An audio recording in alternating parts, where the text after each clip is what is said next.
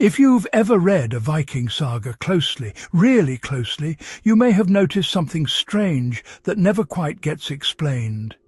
Characters sit in enclosed rooms during winter storms. Torches burn steadily, smoke rises cleanly. No one complains about drafts choking air or freezing winds creeping inside. These scenes aren't poetic shortcuts. They point to a real architectural trick that Norse builders mastered centuries before modern airflow science named it. What you're about to hear is not myth, not magic, and not exaggeration.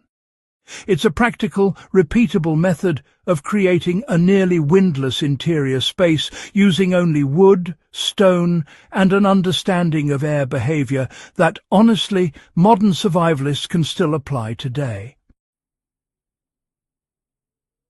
The overlooked saga clues that hint at the windless room trick appear quietly but consistently. In texts like Egil's Saga and the Icelandic family sagas, longhouses are described as warm refuges during violent weather, even while doors open frequently and fires burn constantly. The sagas mention smoke holes, raised platforms, and inner chambers called stofa or dingja, yet they never describe wind roaring through these spaces. That silence is meaningful.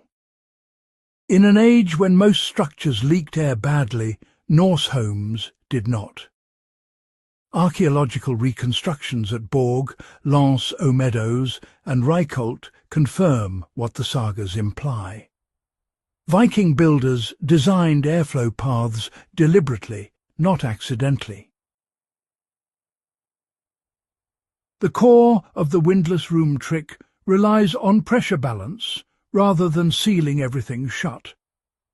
Viking longhouses were not airtight, and that was the point. Instead of fighting wind, they redirected it. The main entrance was often offset, never aligned straight through the building. This prevented a pressure tunnel from forming. When wind struck the exterior wall, it dispersed around the structure instead of forcing its way inside. Inside, secondary partitions created buffer zones. These acted like airlocks, slowing moving air before it reached living spaces. The roof design was just as critical to the system working properly. Norse roofs were steep, layered and heavy, usually built with turf over birch bark. This mass stabilized internal temperatures and reduced pressure fluctuations. Smoke exited through a central roof opening, but that opening was never a simple hole. It was positioned high, narrow, and sometimes hooded with wood or stone. Rising warm air created a slow, consistent upward draw that pulled smoke out without pulling wind in. This natural convection meant air moved gently upward instead of horizontally across the room. The placement of the hearth completed the system. Viking fires were centered, not placed against walls. This allowed heat to rise evenly and prevented cold zones from forming near the floor. Benches and sleeping platforms were raised, keeping people above the coldest air layer. In practical terms, this meant a person could sit comfortably in still air while wind battered the outside walls. The room felt calm because physically it was. This knowledge wasn't accidental. Norse seafarers understood wind behavior intimately. They sailed by reading air currents, waves, and pressure changes. That same awareness carried into their buildings. The windless room trick was simply seamanship applied to architecture. Control the flow, reduce turbulence, and never allow a straight line for pressure to travel through. Applying this knowledge today is surprisingly practical. If you're building a cabin, survival shelter, or even retrofitting a shed, the first step is to eliminate straight-through airflow. Avoid aligning doors and vents directly opposite each other. Introduce a short entry, corridor, or interior wall, offset by even a metre. This alone can cut interior wind dramatically. The second step is vertical airflow control. A high vent or chimney opening should be smaller than lower air inlets.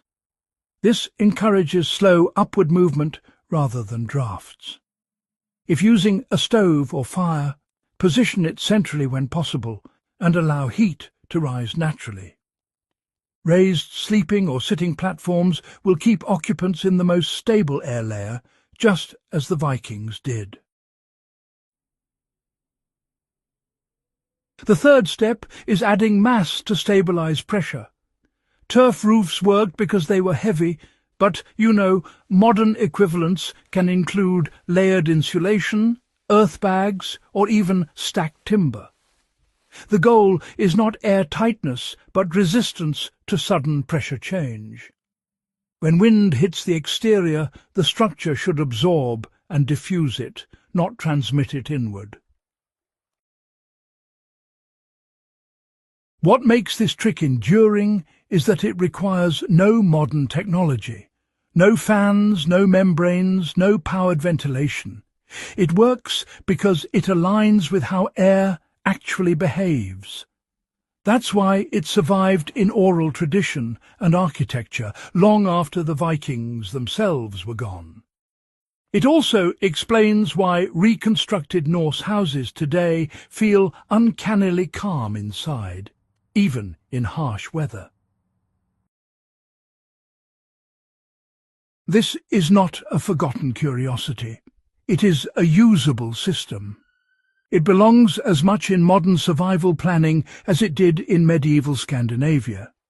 The Sagas didn't spell it out because their audience lived inside it. We have to read between the lines, but the evidence is there, written in wood, turf, and silence. If this kind of deep historical knowledge matters to you, if you value techniques that have survived centuries because they actually work, make sure you subscribe to the channel. Share this with anyone interested in history, survival, or traditional building wisdom. These old solutions are still speaking. We just have to listen.